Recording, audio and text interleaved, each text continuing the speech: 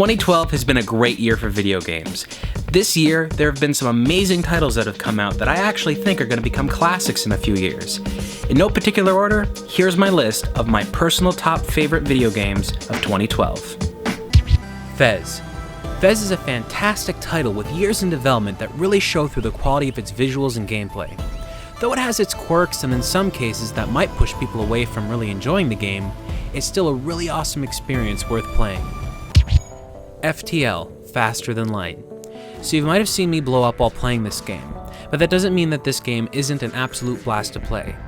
FTL isn't the first roguelike game I've ever played, but it's probably the best. Easily makes it on the list.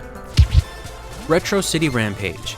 If you've seen my other videos, you know I have an affection for retro games. And since this is one of the few games on the list I've covered in a video, there isn't much else I can add. It's an amazingly fun game to play. Hotline Miami.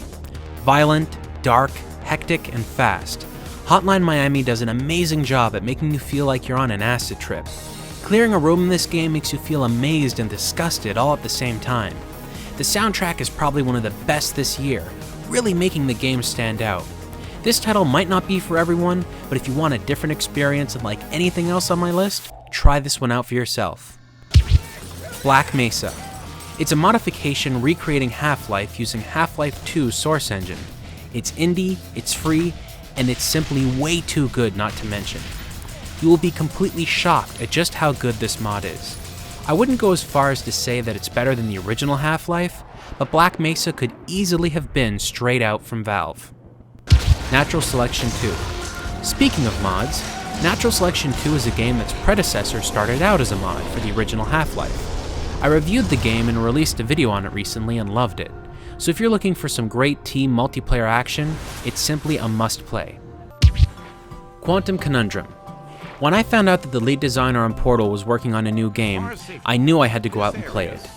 Quantum Conundrum might not be like Portal in many ways, its story might not be as captivating, and the first-person gameplay might work against it in some instances.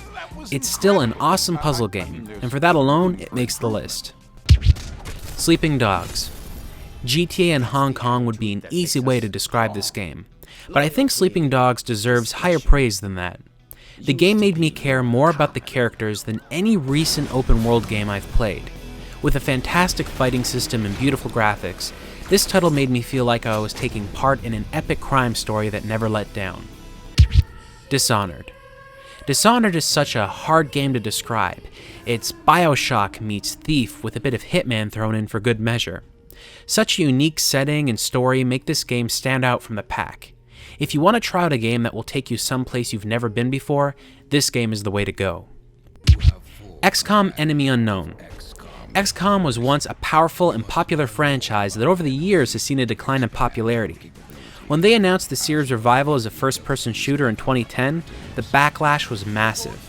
I think that's why so many people were surprised to find out that Fraxis, the creators of Civilization, were developing a totally different game that plays and feels like a refined version of the original XCOM games. It's a blast to play, and not many games nowadays use turn-based gameplay. But this title really shows you that not only is it still relevant, but it really, really works. Hitman Absolution. I'll be the first to admit, Hitman Absolution isn't as good as the last game in the series, Hitman Blood Money. But it still felt great to see Agent 47 again, even if it's not the most amazing game on the planet. Absolution definitely makes it more accessible for newcomers to the series, and I think that's a great idea. Regardless, Hitman Absolution is a fun game that takes the Hitman formula and updates it. If you're a fan of the series, give it a shot. Far Cry 3. I've never been a big fan of the Far Cry series. The original Far Cry and its sequels had lots of cool ideas, but they never felt like they really fully utilized those ideas in the gameplay. Far Cry 3, for me at least, is the first game in the series to make full use of all of their ideas and concepts and really make them work. Easily, this game has this series' best story, characters, dialogue, and gameplay. It does have some issues here and there, but it's a cool experience. Definitely try this one out. Call of Duty Black Ops 2. Right, so I know I'm gonna get a little flack for this, but Call of Duty Black Ops 2 is probably the best version of this series of games so far. The quality of the main campaign has always been debated amongst players, but the online multiplayer plays extremely well. I think that the next Call of Duty game is going to be very different, so the gameplay all the fans of the series have grown to love might change. Since the series has not differed much from Call of Duty 4, I don't think that Activision can afford to pump out another similar game. So we will see what happens, but Black Ops 2 for now is still a great game to play. The Simpsons Arcade. I gotta say, this isn't a brand new game, but its release this year for the first time on any home platform was really important to me. Without getting too much into it, I used to play this game all the time in arcades. It's pretty much the Teenage Mutant Ninja Turtles arcade game with all the characters from The Simpsons. And whether you're a fan of the show or just like playing great beat-em-up games, The Simpsons Arcade is, was, and will forever be a classic.